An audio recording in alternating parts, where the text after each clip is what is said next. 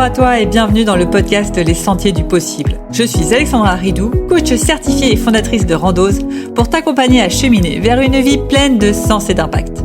Chaque lundi, je te partage mes réflexions et outils pour t'aider à atteindre les sommets de ton épanouissement. Et les mercredis, je te laisse découvrir une interview inspirante d'invités qui vivent la vie qui leur correspond vraiment. Ah, et j'ai oublié, je t'invite à écouter chaque épisode en marchant. Les neurosciences l'ont démontré, marcher te permet de prendre plus de recul, de développer ta créativité et ainsi prendre les meilleures décisions pour vivre la vie qui te fait vibrer. Salut Fabien, comment tu vas ? Salut Alexandra, je vais très bien, je te remercie. Très content d'être là. Tu viens de me dire que tu es à peine réveillé. Non, je rigole. Oui, en vrai, je suis pas très bien réveillé et j'ai un espèce de torticolis parce que ce matin dans le yoga, je pense qu'à un moment donné, j'ai un peu forcé et je suis un peu coincé du coup. Je sais pas si ça se voit, mais au fond, tout va bien. Ok, on va essayer de décoincer ça en parlant. Pour ceux qui ne te connaissent pas, Fabien Matt, qui tu es, que fais-tu ? Ok, Fabien Matt, je suis coach de dirigeants. Alors moi, j'évolue dans le monde du web depuis une dizaine d'années maintenant. J'ai eu un centre de formation. Je vendais des formations pour progresser en escalade parce que c'était ma passion et j'ai vécu de cette passion pendant des années en vendant donc un programme en ligne pour progresser en escalade. Et puis ensuite, je me suis formé au coaching parce que c'était un rêve de longue date. Et à la suite de ça, j'ai lancé mon activité d'accompagnement. Ça a pris très vite dans ce monde du web et donc ça fait maintenant 6 ans qu'à plein temps, j'accompagne les entrepreneurs du web. Donc aujourd'hui, la personne que j'accompagne, c'est un entrepreneur, un dirigeant, une dirigeante qui, en termes de volume, va être, tu vois, entre 500 000 et 2 millions d'euros de chiffre d'affaires. Donc c'est les enjeux que je connais le mieux en ce moment. Je dis en ce moment parce que ça évolue. J'ai aussi quelques clients qui sont sur des boîtes de taille un peu plus élevée, et les enjeux sont différents et je vois que j'ai aussi des choses à apporter là, donc c'est intéressant. Et puis pendant longtemps, j'ai bossé avec les entrepreneurs qui se lancent et donc je connais aussi très bien ces problématiques-là pour en plus de ça y être passé moi-même et avoir fait bien comme il faut toutes les erreurs une par une. Donc voilà, donc mon job au quotidien, c'est de m'asseoir en face de personnes très intéressantes, des leaders charismatiques qui change le monde. Et pour moi, c'est une grande joie parce que j'ai, de façon indirecte, l'impression de changer le monde aussi.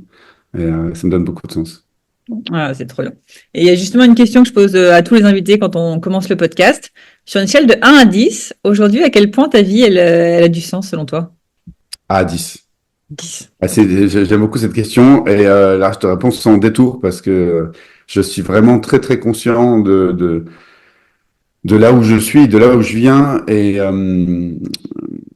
je suis très satisfait de ce que j'ai réussi à faire dans ma vie ces dernières années et de la vie que j'ai réussi à me créer.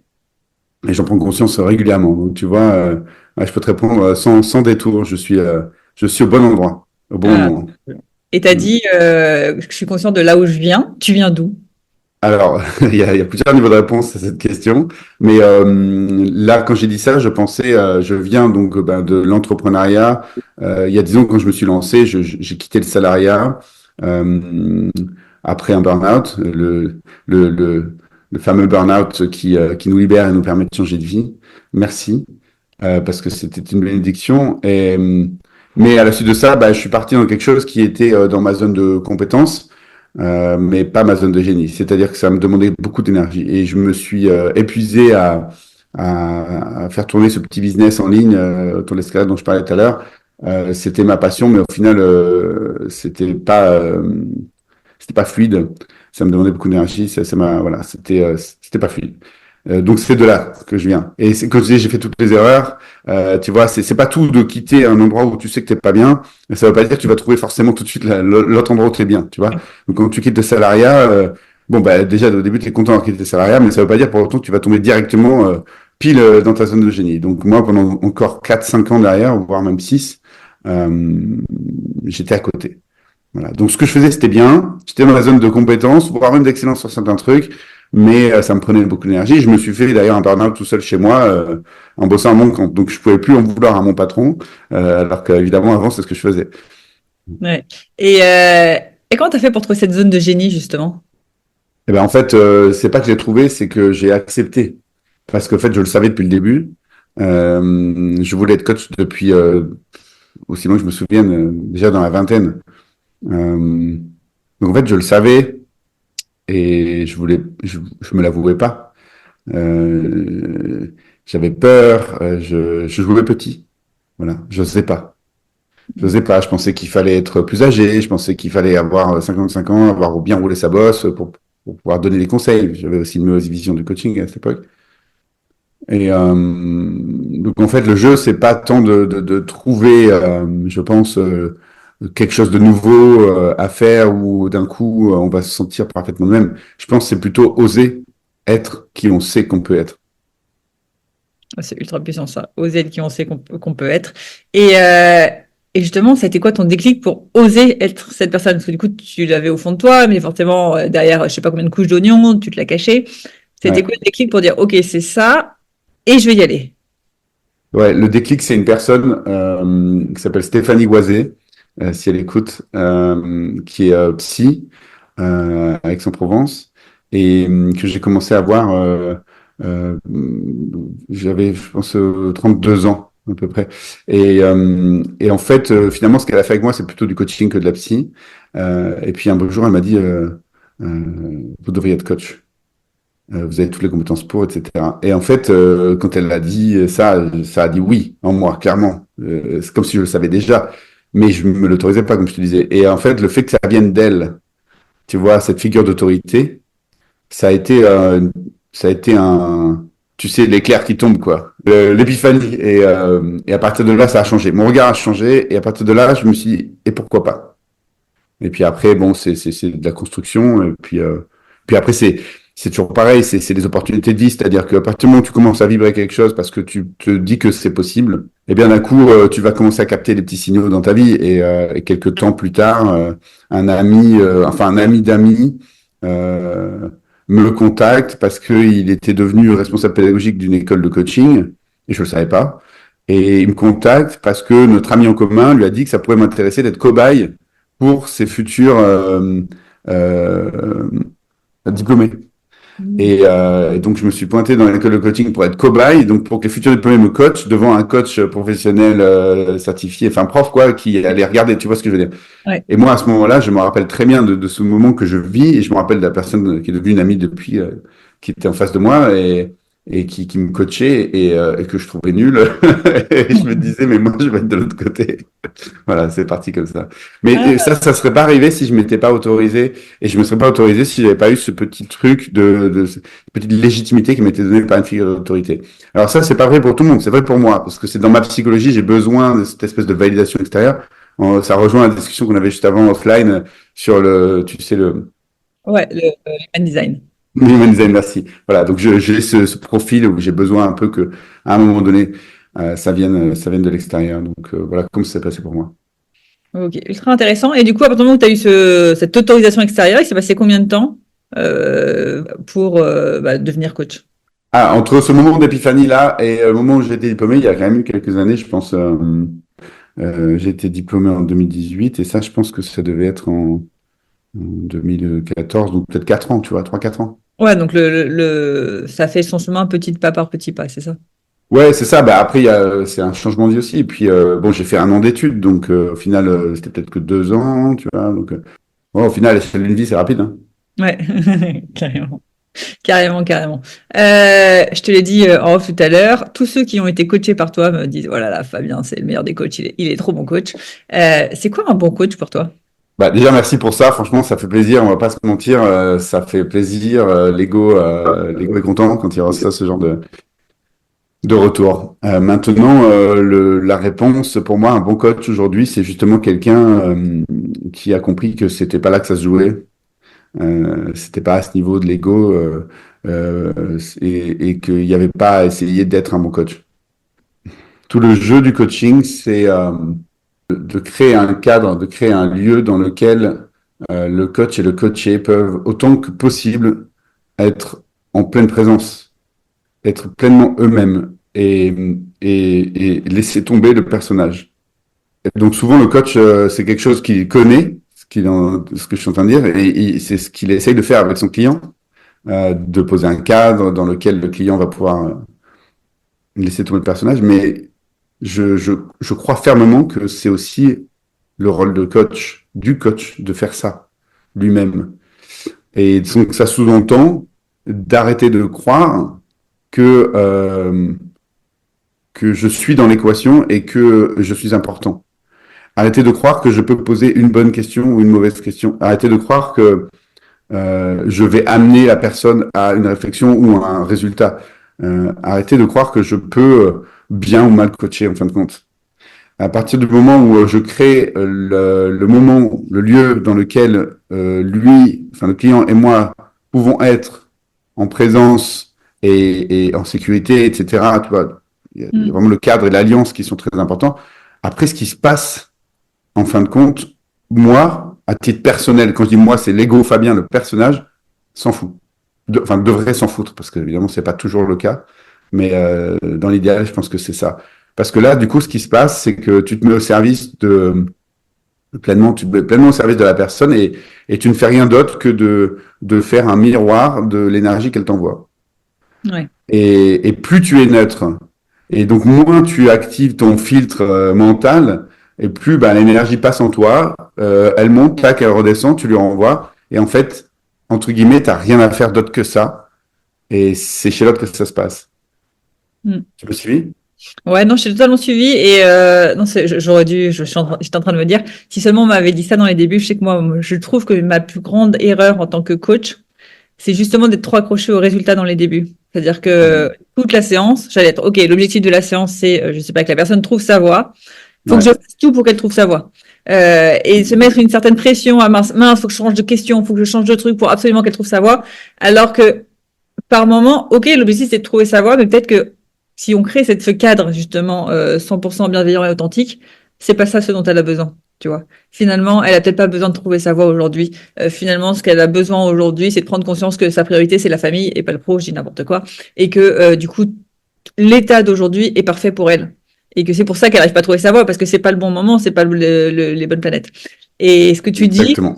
c'est justement ça, je pense, et ça permet le fait de se dire, je suis juste responsable de mettre un cadre où on arrive à Mm. trouver le truc qui correspond vraiment à la personne, indépendamment de l'objectif, etc., qui fait qu'on arrive vraiment à faire, je pense, des déblocages, etc. Donc ça me parle totalement, ton cadre. Bah, ouais, on est raccord. Bon, après, voilà, ça me rattrape. Ah Je ben, te rassure, hein, ça me rattrape régulièrement et je ressens cette pression dont tu parles. Ça m'arrive encore. En fait, je pense à ce moment où j'appelle mon coach. C'était il y a pas si longtemps. C'était en début d'année et je lui dis non, mais là, je crois que je vais pas prendre ce client. Je vais pas l'accepter. Alors que c'est un client j'avais envie, tu vois, de bosser pour lui, mais tiens, je pense que je vais pas l'accepter et tout. Et puis il me fait parler il me fait voir qu'en fait j'ai peur parce que c'est un client qui m'impressionnait. ouais. C'était, tu vois, un client entre guillemets au niveau sur une échelle qui est de n'importe quoi d'ailleurs, parce que c'est une échelle que j'avais décidé tout seul. Tu vois. Au niveau sur quoi? Ben, en termes de chiffre d'affaires, en termes de renommée, etc. Tu vois. Donc, mais finalement, c'est parler de moi. Et donc j'avais peur parce que j'allais jouer mon ego, j'allais jouer ma fierté, j'allais jouer mon image, ma valeur dans ce coaching-là, alors que c'était pas le sujet. Et Mm. donc, il m'a vite fait descendre sur terre. Et du coup, tu Et, l'as accepté, ce client? et du coup, je l'ai pris, ouais. Ouais. C'était génial. On Trop s'est bien, régalé. Ouais. trop cool. Mais et encore là, récemment, je viens de commencer de bosser avec, euh, pareil, avec un nouveau client, pareil, qui me challenge. Déjà parce que, bon, c'est deux personnes associées, avec une problématique costaud. C'est un gros contrat au niveau financier. Et qui dit gros contrat au niveau financier dit enjeu pour moi et pour eux. Bon, voilà, tu vois, il y a différentes choses qui font que quand je rentre en séance, eh bien, j'ai cette petite pression-là que je n'ai pas avec d'autres personnes.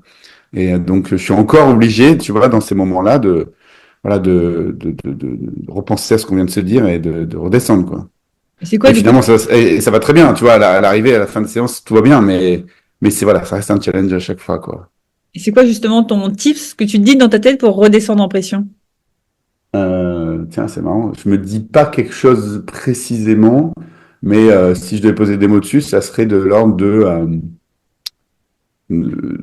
tout est bon, tout est juste, la personne va vivre ce qui est bon pour elle de vivre. Je dis ça parce que je suis comme toi, hein, de temps en temps, il y a tel truc, Mm. ah mince, on va pas réussir à atteindre l'objectif, etc.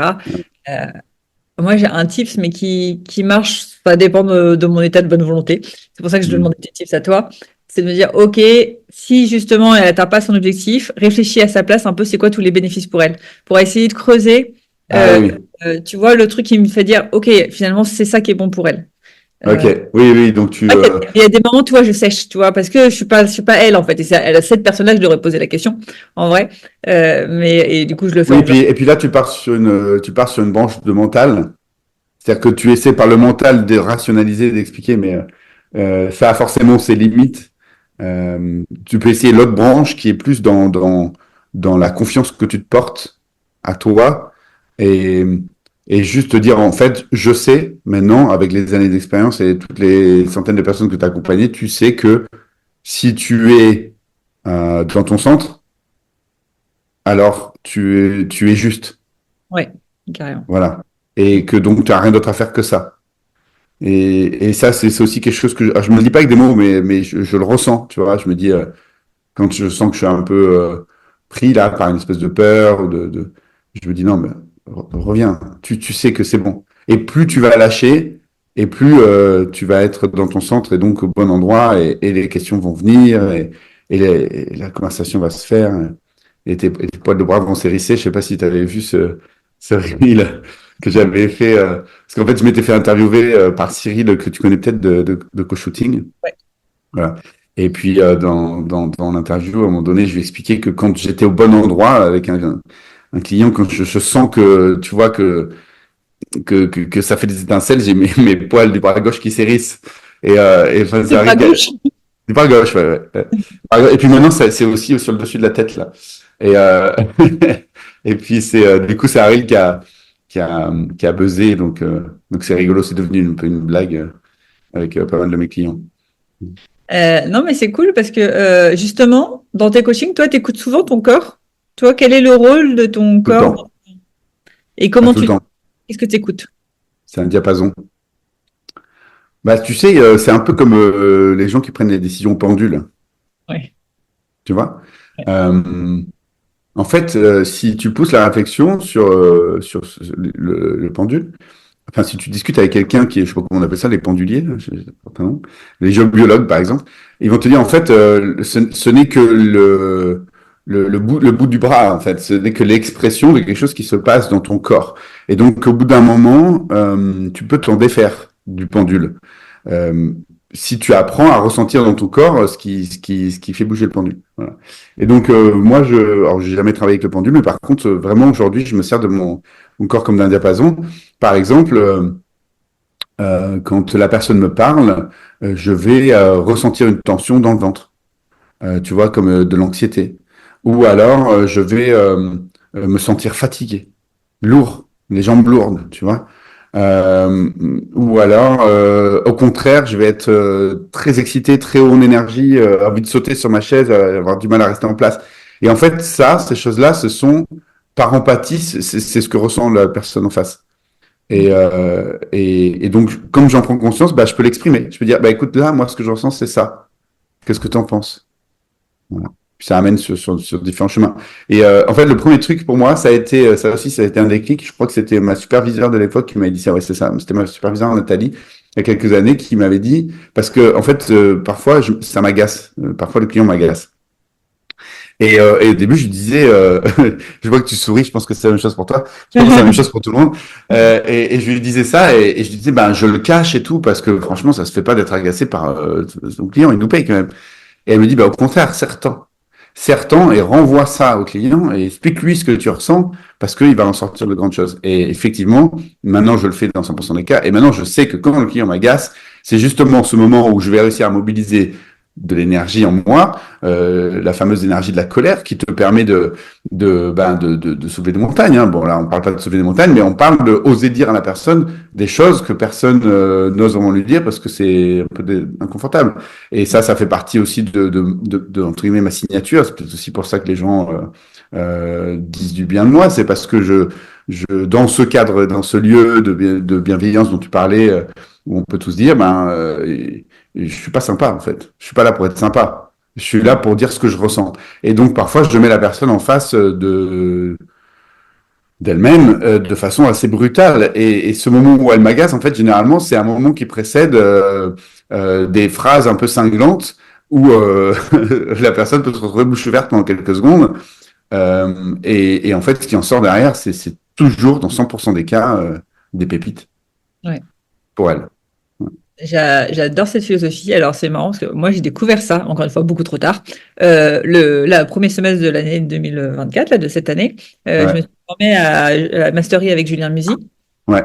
Justement, nous a appris que moi, j'avais vraiment une image. Le coach, il doit être bienveillant. C'est un peu le côté psychologue. Et j'étais à fond là-dedans. Et d'ailleurs, je pense que tu regardes mes avis Google, le mot qui revient le plus, c'est bienveillant. Ah, ouais. Et j'ai été challengée là-dessus mais non, en fait, la bienveillance, c'est pas l'unique solution et tu vas pas avoir plus de résultats parce que tu es plus bienveillante. Au contraire, ça peut avoir des effets négatifs parce que être gentil, ça rend pas service. Hein. Ouais, tu rentres dans le jeu de la personne, dans le jeu de la victime, etc. Et ça rend pas service. Et c'est vrai que depuis que j'ose dire les choses en mode là, je vais te dire clairement qu'est-ce que tu fous quoi. Quoi, tu veux ça comme objectif, tu fous rien, il est où le problème, faut qu'on trouve quelque chose, ça avance pas. Et c'est vrai Julien le fait très bien ça. Julien le fait très bien, exactement. Ouais. Et depuis que je suis un peu plus, on va dire, brutale comme ça, clairement, les résultats, ils sont clairement là, alors que c'est, je trouve, contre-intuitif. En tout cas, quand on te forme dans les écoles traditionnelles de coaching, être à l'écoute, l'empathie, c'est les trucs qu'on met vraiment en avant, mais puissance 10 000. Je pense qu'on interroge n'importe quel, enfin, tous les coachs, on a 90% des coachs qui vont nous dire la meilleure qualité d'un coach, c'est l'empathie, la bienveillance et l'écoute. Ça va être un truc qui doit tourner autour de ça. Alors, il y a quand même ce truc d'être oser dire les choses, je trouve. Oser dire ce que tu crois, oser dire ce que tu perçois, ne pas avoir peur de blesser. Le coacher, on a besoin, en fait. Absolument. Je partage ton point de vue, et notamment vis-à-vis de formation au coaching. Alors, en fait, ce qui m'est venu en t'écoutant, alors oui, je suis absolument d'accord. On apprend la posture basse. On apprend à recevoir, à pas juger et à pas proposer, au fin de compte, à pas donner notre point de vue. Genre, la personne nous raconte un truc et limite, on doit rester de marbre et puis leur poser une question, quoi. Et en fait, donc effectivement, il me semble, enfin en tout cas moi c'est pas le coaching que je pratique, mais en fait la réflexion qui m'est venue en t'écoutant, c'est de me dire, est-ce que c'est pas finalement un chemin et un passage nécessaire? Parce que si dès l'école on nous disait mais oui allez-y faites tout ce qu'on est en train de parler, tout ce dont on est en train de parler là, est-ce que ça serait pas trop rapide? Tu vois, est-ce que c'est pas un chemin, voilà, et un passage nécessaire que d'apprendre à intérioriser, d'apprendre à accueillir, d'apprendre à laisser la place, d'apprendre à écouter et tout ça, tu vois. C'est quand même, tu vois ce que je veux dire, c'est la base de la pyramide. T'as raison. Non, mais c'est un excellent point. En fait, il y a un niveau 1 et un niveau 2, t'as raison. Parce que, peut-être, comme tu le dis, si dès le début, on m'avait dit, dis ce que tu ressens, j'aurais peut-être pas retrouvé le juste équilibre. Et c'est vrai qu'il faut commencer par un niveau, autant commencer par le niveau de l'empathie, l'écoute, et ensuite ajouter le niveau 2. C'est ça. Et puis, dire ce que tu ressens, c'est bien, si et seulement si tu as atteint la capacité d'être en ton centre, d'avoir un niveau de neutralité qui te permet de refléter sans trop passer au travers de tes propres filtres. Ouais, non, clairement. Sinon, et ça, c'est un chemin aussi, entre guillemets, la maturité du coach, quoi. Ouais. Voilà. Et c'est intéressant parce que tu vois, là, ce qu'on est en train de dire, c'est que, bon, voilà, avec notre expérience et notre maturité, on voit que concrètement, dans les premiers temps, on n'était pas aussi pertinent qu'on l'est aujourd'hui. Et alors, c'est chouette, là, on regarde vers le passé, mais si on regarde vers le futur, où est-ce qu'on va? Et dans combien de temps est-ce qu'on pourra dire que ce qu'on est en train de faire maintenant, c'était de la merde? Je me pose de temps en temps cette question aussi, je me dis. Ouais. À chaque année, je me dis, waouh, je suis vraiment meilleure que l'année précédente. Je me dis, l'année prochaine, je vais me dire quoi? Qu'est-ce qui aura changé? Mais c'est ça qui est cool, c'est que c'est un. Bienvenue syndrome de l'imposteur. Et ce qui est cool, et c'est ce que je pense qu'on vient tout chercher dans le coaching, c'est une évolution constante de connaissance de soi, de connaissance des autres, de compréhension de la psychologie humaine, etc. Et, euh, Mm.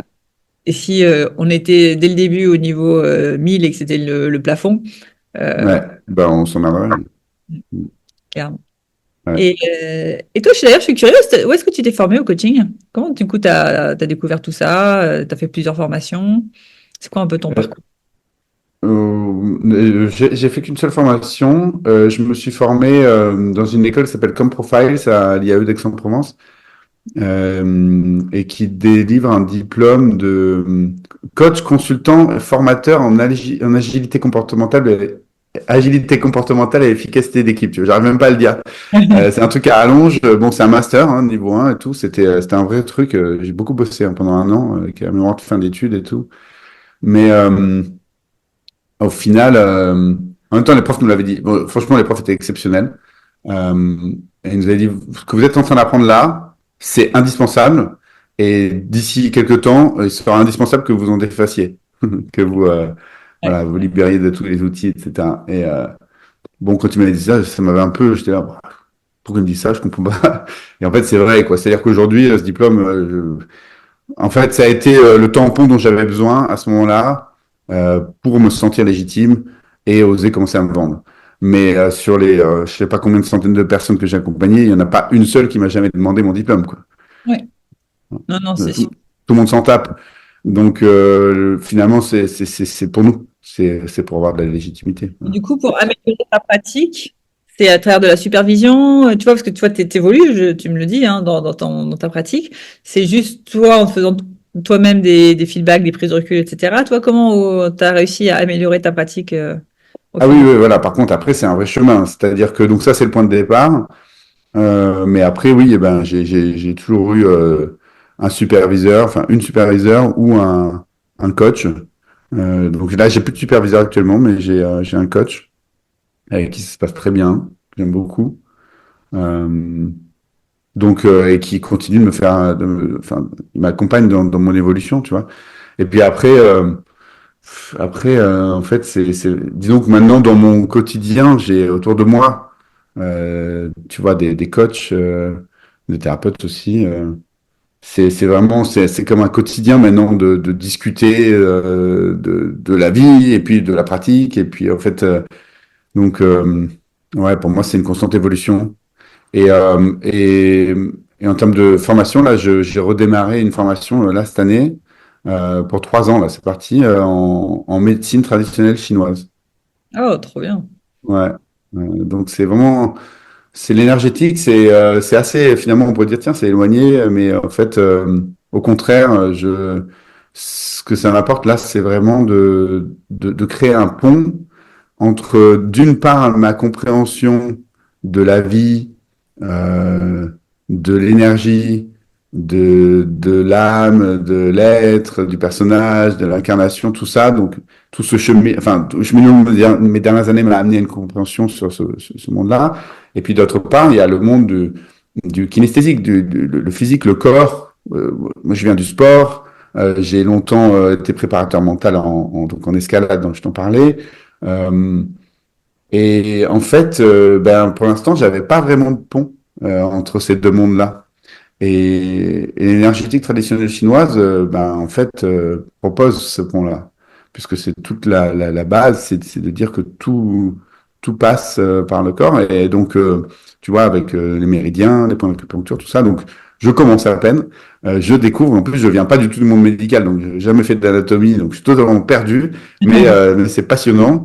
Et je sais pas encore bien ce que ça apportera dans ma pratique du coaching, mais je suis sûr que ça apportera beaucoup de choses.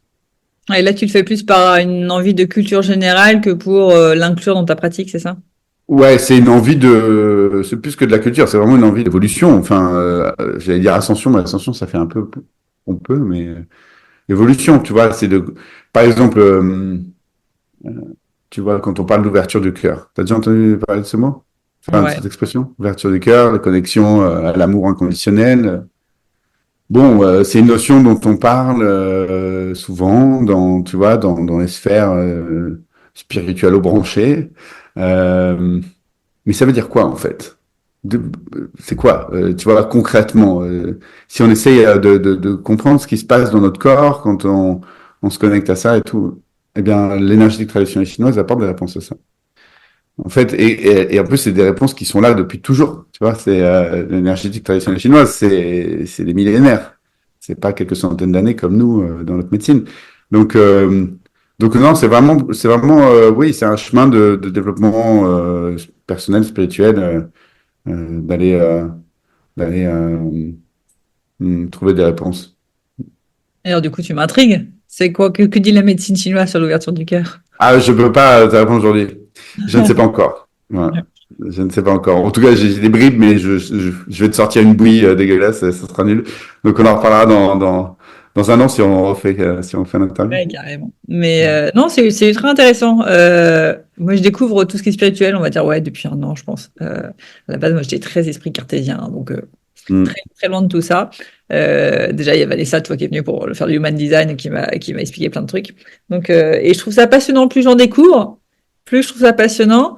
Et plus c'est un peu ce truc de ça fait peur de oulala, est-ce que je vais basculer entre guillemets chez les Ouais. fous, etc. Parce que ça a quand même une connotation extérieure dans le monde d'aujourd'hui, un peu, c'est les wow. Donc ça fait un peu peur, mais je trouve ça ultra passionnant. Et en effet, il y a plein de trucs qu'on peut pas expliquer aujourd'hui. Il y a plein de trucs qui jouent dans l'énergicien. Je pense qu'il y a des exemples, des cas, il y en a des milliards. Et je trouve ça passionnant. Eh oui. Ben, tu vois, moi, je suis passé de ça à je ne comprends pas comment on peut ne croire que le monde tourne sans ça. Ouais, bah tu vois ça c'est pour ça que je pense aussi. Enfin toi, je suis persuadée que le monde tourne avec de l'énergie en tout cas, mais c'est que ce soit aussi enfin autant important dans la vie de tous les jours. Enfin toi que ça prenne autant de place dans tout, dans notre corps, dans nos décisions, dans tout ça, qui fait que d'un coup tu sais c'est comme si tu avais une énorme information qui arrive sur toi et tu fais waouh mais j'en fais quoi de cette information? Ouais. Moi je préfère peut-être pas le savoir. Donc c'est un peu ce truc de bah, je pense comme le jour où les gens ont découvert que la Terre était ronde, tu vois. Il y Ouais. a la moitié des gens qui disaient non, non, elle est plate. Moi, je vous le dis, là, vous n'avez pas tout changé. Ah oui, et c'est sûr que je vois ce que tu veux dire. D'un coup, le changement de paradigme fait peur. Ouais, c'est ça. Je comprends. Je comprends. Et en même temps, ça, c'est une réflexion mentale. Bah oui, mais totalement. Et c'est pas, enfin, ouais, c'est pas une critique, hein. Moi, je suis pareil, hein. Je suis très, très cartésien, très, très mental, besoin de tout comprendre, de se décortiquer. Et en fait, là, ce chemin-là, il t'apprend justement à lâcher ça et à revenir au corps, à revenir à l'intuition, à revenir aux choses qui sont déjà là et que tu refuses de regarder. On en revient à ce qu'on disait au début. En fait, tout le jeu, c'est pas de comprendre des choses supplémentaires, c'est au contraire de se détacher de toutes ces croyances et ces filtres de perception pour revenir à ce qui est déjà là et ce qui est évident. Ouais. Et en fait, l'intuition, si on ne prend que ça, l'intuition, on l'a tous, tout le temps, depuis le premier souffle de notre vie. Et, euh, et on s'en coupe à un moment donné, dans l'enfance d'ailleurs. On parlait de tes enfants tout à l'heure. On s'en coupe quand on apprend les règles, quand on apprend le cadre, quand on apprend la norme, quand on apprend la société, on se coupe de cette intuition. Et en fait, tout le jeu de 7 à 77 ans, bah, c'est de retrouver cette connexion, quoi. Carrément. Mais tu vois, mais en fait, tu as mis le doigt, je pense, sur ce qui me. Pour ceux qui n'étaient pas là avant qu'on ne lance l'épisode, on parlait de mes enfants. Sur ce qui me pose le plus problème, je trouve, dans l'éducation de mes enfants, c'est quelle posture avoir. Tu vois, parce que je sais plein de choses maintenant, grâce au coaching, sur l'humain, etc. Et du coup, dès que je dis quelque chose à mon enfant, je me dis, oh là là, qu'est-ce que ça va engendrer chez lui dans le Ah futur, comme oui. croyance, comme derrière, comme tout ça. Donc, je sais pas, toi, il y a des moments, là, ma fille va faire une scène, arrête de pleurer, arrête. Puis, non, ok, pleure. Non, mais, et tu vois, et c'est un bazar monstre dans ma tête de, il faut qu'elle pleure, mais en même temps, il faut pas qu'elle pleure. Mais Ouais. en même temps, ça me saoule. Mais en même temps, moi, j'en peux plus mes oreilles. Enfin, qui fait que je pense que je vis beaucoup plus mal mon rôle de maman, peut-être en partie parce que je vois tous les impacts des conditionnements, de mettre trop de Oui, et règles. puis tu as une injonction à la perfection en plus. Oui, voilà, exactement, l'injonction à la perfection qui fait que j'ai beau me dire, ok, quoi qu'il arrive, elle aura des tares, quoi qu'il arrive, je lui ferai des traumatismes, on travaillera sur ça plus tard. J'ai quand même envie de me dire, bon, si on peut mettre le moins de travail pour plus tard sur ces traumatismes, ces croyances, c'est le mieux, qui fait que ça fait un chamboulement, mais je te dis, une charge mentale dans ma tête. Je Incroyable. comprends. Je peux te répondre sur ça? Ouais, vas-y. Bon, déjà, tu as des livres qui sont géniaux. Je te conseille un livre des super parents. Ouais. Euh, Les super parents. il s'appelle Les Super Parents. C'est Olivier et je sais plus le nom de sa femme, mais ils ont écrit un bouquin en collaboration avec Isabelle Filosa que je te conseille. Donc déjà, d'une part, je le sais parce que, enfin, pardon, moi j'ai pas d'enfant, mais j'ai bossé avec eux il y a des années. Donc, l'autre réponse que je voulais te faire, c'est ce que tu vis là, tu le vis parce que tu penses que tu as un pouvoir sur ton Ouais. enfant. Tu penses que tu as le pouvoir de la rendre heureuse ou malheureuse. Tu penses que tu as le pouvoir de faire en sorte qu'il aille ou qu'il aille pas chez le psy. Tu penses que tu as le pouvoir sur la façon dont il ou elle va traverser sa vie. Et en fait, c'est ça qu'il faut que tu lâches. Ouais, t'as raison, en Parce que fait. c'est pas le cas. Ouais. Parce qu'en fait, tu vois, regarde, quand on est enfant, allez, on va prendre entre 0 et 18 ans. Entre 0 et 18 ans, on va vivre combien 99 milliards de petits moments qui représentent notre expérience. Mais en fait, quand à 30 ans, on est chez le psy et qu'on réfléchit à cette période de notre vie de 0 à 18 ans, on voit pas les 99 milliards d'expériences. On voit une centaine de milliers d'expériences qu'on a sélectionnées, que notre inconscient a sélectionnées et qui vont être la base de notre réflexion pour dire je déteste mes parents, c'est des salauds, ou à l'inverse, j'adore mes parents, ils ont été géniaux. C'est donc la responsabilité de ton enfant de sélectionner cette, tu vois, ces expériences-là. Et c'est ça quand on comprend ça, on comprend qu'en fait, on ne peut pas avoir un impact sur quelqu'un. On peut faire une proposition, il y a de l'énergie que j'envoie, donc effectivement, je lui dis arrête de pleurer, c'est énergie. Est-ce qu'elle va capter ou pas capter cette énergie? C'est sa responsabilité, et en fait, je ne peux absolument pas le contrôler. Donc, quand on arrive à ça, tu vois que tu es perdu devant une infinité de milliards de solutions, de possibilités. Tu ne peux pas contrôler. Donc, ce que tu peux faire face à ça, la seule chose que tu peux contrôler, c'est ton énergie à toi, c'est revenir à toi, à ton centre, et réapprendre à t'écouter, à te faire confiance, et à donner, comme avec tes clients, à donner à tes enfants qui tu es vraiment dans l'instant. Ouais. Ultra, ultra intéressant. Ah, ça me parle vachement. Et beaucoup plus simple. Et du coup, waouh, ça lâche. Ah ben non, je suis pas maman parfaite, de toute façon ça n'existe pas. Je suis juste exactement Alexandra à ce moment-là. Et sauf que là, à ce moment-là, Alexandra, elle te dit arrête de pleurer, tu m'as saoulé. Voilà. Et après, ce que tu feras de cette information, c'est ton histoire, c'est ta responsabilité. Ouais, non, non, carrément. Carrément, carrément. Mais ouais, mais déjà, je vois, enfin, toi, moi, j'ai jamais autant grandi que depuis mes enfants. Donc Mm. là, en termes d'évolution, je trouve personnelle, avoir des enfants, c'est waouh! Ouais, Et il paraît que c'est un bon stage de dev perso, ouais. ah ouais, et ceux qui disent, ouais, j'ose pas me lancer dans l'entrepreneuriat, c'est trop compliqué, mais quand des enfants, je leur dis, non, mais attends, lancer une entreprise à côté, c'est ultra simple, hein. Ouais, Ah, ça n'a rien à voir. Donc, ouais, non, c'est un stage de dev perso. Puissance 10 000. ouais, j'imagine. Pas l'abandonner ce stage-là, tu vois, t'as beau dire, t'as beau essayer, il te rattrape. C'est clair, c'est clair. Ben, on verra. Peut-être que moi aussi j'y passerai ou pas, je ne sais pas encore. Mais bon courage si tu y passes un jour. Bon courage à y passer, tu vois, mais c'est un beau travail sur soi. On ferme la parenthèse. On parlait à la base, avant de parler de moi, on parlait surtout des injonctions, ouais, et du coaching. Euh, je vois le temps qui défile. On va pas clôturer, mais si tu avais une dernière chose à dire, en termes, on a beaucoup parlé justement de coaching, de posture de coach, etc. À des coachs qui veulent justement améliorer leur pratique de coaching. Attends, une chose à dire à des coachs qui veulent améliorer leur posture de Ouais, coaching. un conseil, une question, une réflexion. Ben, ouais, j'aurais tendance à dire, rappelez-vous qu'on peut amener le cheval à l'eau, mais on peut pas le forcer à boire. Donc, ça veut dire, ce qu'on vient de dire, c'est pas à propos de vous.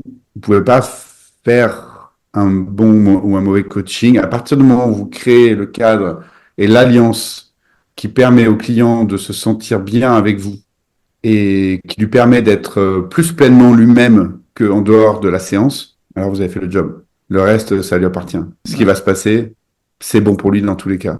Et même si limite il y a un silence pendant 1 heure, c'est qu'il a besoin de vivre le fait de payer pour avoir un silence. T'es à l'aise justement, toi, avec les silences? Je suis très à l'aise avec les silences, surtout sur Zoom. Et souvent on me dit, mais est-ce que c'est pas dur de coacher à distance? Et je dis, bah au contraire. Alors moi, j'ai quasiment jamais coaché en présentiel parce qu'en fait, ben j'ai tout de suite bossé sur Zoom dans le monde du web, tu vois. Donc j'ai eu quelques clients en présentiel, mais très peu. Donc j'ai plus d'expérience sur Zoom. Et je trouve que c'est génial parce que je trouve que c'est plus facile de laisser un blanc, laisser un silence à distance que quand tu es en présentiel dans une même salle avec le client. Mais bon, je manque d'expérience en présentiel, donc peut-être qu'en présentiel, en fait, ça se fait bien aussi, mais le peu que j'ai fait, j'étais moins à l'aise. Ouais. Moi, de plus en plus à l'aise, mais je sais que, tu vois, je tiens pas une minute. Ah oui, 1 minute, c'est long, hein. Donc, tu vois, je me demandais à quel point tu étais à l'aise. Je sais qu'il y en a qui sont capables de tenir plusieurs, enfin, tu vois, vraiment longtemps. Moi, Ouais, j'ai dans ma tête pour me forcer, tu vois. ouais, Mais globalement, voilà, 25-30 secondes, je commence à dire, bon, ok, on va commencer à réfléchir à une deuxième question pour contourner le ouais. problème. Donc, Bon, c'est quand même rare de mettre des silences aussi longs, en fin de compte. Moi, j'ai l'impression que mes clients parlent, quoi. Mais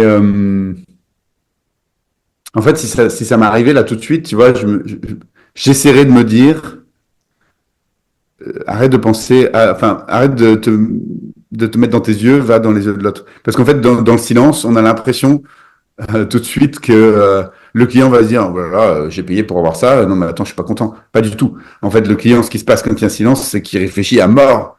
Et c'est généralement des moments où c'est très intense dans sa tête, c'est tellement intense qu'il se rend pas compte qu'il est en silence. C'est le client qui bosse. En fait, faut pas l'oublier, ça. C'est pour lui que que c'est fatigant et c'est le client qui transpire, pas le coach. Donc, en fait, notre rôle, c'est de tenir encore une fois ce cadre. Si le client a besoin de 30 secondes pour réfléchir, ben, bien sûr, je lui donne. C'est mon rôle de lui donner. Et il me paye pour ça, justement. ouais, non, carrément. Mais tu vois, moi, là, où j'ai du mal, en fait, c'est que j'arrive pas encore. Alors, j'essaie de justement regarder le client pour me faire une supposition. Est-ce que Mm. la personne, elle est encore en train de réfléchir ou est-ce qu'elle est en train de se dire, putain, ne fais chier avec cette question, j'ai pas la réponse. Et tu vois, est-ce il faut du coup que je l'aide dans sa réflexion ou est-ce qu'il y a bien quelque chose qui cogite et qui est toujours en train Ouais. de réfléchir? Bah, déjà, tu peux lui poser la question, Oui, mais du coup, tu casses le blanc. mais tu casses le silence. Après, ma superviseure me disait, euh, s'il y a un blanc après ta question, c'est que c'était une bonne question. Ouais, ça, je suis d'accord. Voilà. Là-dessus, et quand général, t'as mis le doigt sur quelque chose. Bah oui, c'est ça. Donc moi, généralement, je me raccroche à ça et je laisse faire, quoi. Et puis, si tu veux, je pense aussi, et peut-être, alors c'est peut-être une manière d'éviter ça, mais ce que je crée avec mon client, généralement, c'est de la connivence et de l'humour. Donc, à un moment donné, si il y a un silence et que ça devient gênant, on va pouvoir en rigoler. Ouais. Voilà. Et donc du coup, tu vois, je sais que, en fait, il n'y a pas d'inquiétude. Ah, le truc, il est fun. Ouais, voilà, c'est ça. Je me dis, au pire du pire, il me dit, enfin, ça m'est jamais arrivé, hein, que le client dise, bah, attends, c'est quoi ce silence? Je te paye pour en parler. Enfin, ça fait, ça arrête pas, quoi. C'est vrai que dans ces moments-là, moi, genre, je dis, ah, je t'ai bien eu. Là, elle est très bonne, ma question, hein? Et, bah, tu vas réfléchir encore un peu. Ouais, c'est cool. Mais si je peux me permettre, en Vas-y. faisant ça, tu remets la lumière sur toi. Ouais, non, c'est vrai. T'as raison. Alors qu'en fait, dans ce moment, la proposition qu'on leur fait, c'est de mettre la lumière sur eux. C'est ça, hein, en vrai, c'est ça, la beauté d'un moment de coaching, c'est quelque chose qu'on obtient que très rarement dans la vie. C'est un moment où on est pleinement écouté. Et ça, c'est très précieux. Moi, j'ai un de mes clients, il me paye pour ça, hein.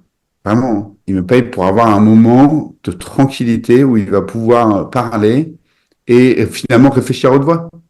C'est souvent des séances où je parle peu et où j'ai vraiment l'impression de rien faire. D'ailleurs, c'est challengeant à d'autres égards pour moi.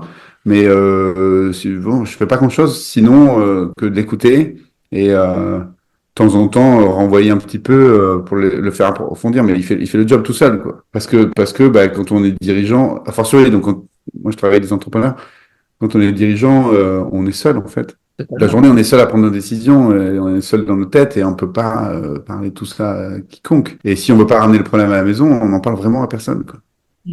Non, c'est vrai que c'est une des grandes difficultés des dirigeants, je pense, c'est que tu peux pas partager tes doutes parce que sinon tu perds tes équipes. Enfin, tu vois, si tu dis, au fait, je suis dans le flou, je sais pas où on va, là, tu perds tout le monde.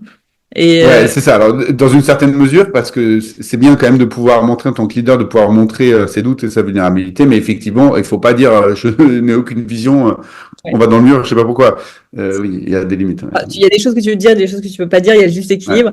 Et comme tu dis, si tu peux pas le dire à la maison en plus, bah, c'est vrai que tu te retrouves vite seul. Donc, excellent point.